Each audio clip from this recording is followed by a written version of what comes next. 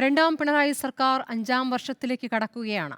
ഒന്നാം പിണറായി സർക്കാർ കാലത്തേക്കാൾ 8 സീറ്റുകൾ കൂടുതൽ നേടി പുതുമുഖങ്ങളുടെ മന്ത്രിസഭയുമായി എത്തിയ രണ്ടാം പിണറായി സർക്കാരിന്റെ പ്രതിച്ഛായ ഉയർന്നോ അതോ നഷ്ടപ്പെട്ടോ?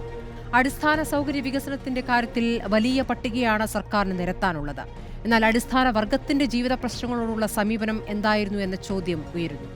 ഭരണപക്ഷത്തിനൊപ്പം പ്രതിപക്ഷവും അവകാശവാദം ഉന്നയിക്കുന്ന വിഴിഞ്ഞം, കൊച്ചി മെട്രോ, ഇപ്പോൾ വിള്ളൽ വീട് വിവാദമായിരിക്കുന്ന ദേശീയപാത വികസനം, ലൈഫ് മിഷൻ വീടുകളൊക്കെ നേട്ടത്തിന്റെ പട്ടികയിൽപ്പെടുത്തുമ്പോൾ ഇന്ന് 100-ാം ദിവസത്തിലെത്തി നിൽക്കുന്ന ആശാസമരത്തോടും വനിതാ CPO ഉദ്യോഗാർത്ഥികളുടെ സഹനസമരത്തോടും കാട്ടിയ നിർവികാര സമീപനവും കേരളം ചർച്ച ചെയ്തതാണ്.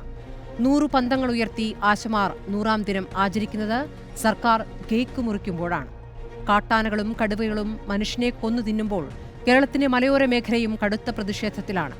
രക്ഷാപ്രവർത്തനത്തിൽ തുടങ്ങി ബിന്ദുവിലെത്തി നിൽക്കുന്ന ആഭ്യന്തര വകുപ്പിന്റെ പ്രവർത്തനങ്ങളും നാട് കാണുകയാണ്. നാടിന് നേട്ടമോ എന്നതാണ് ചോദ്യം.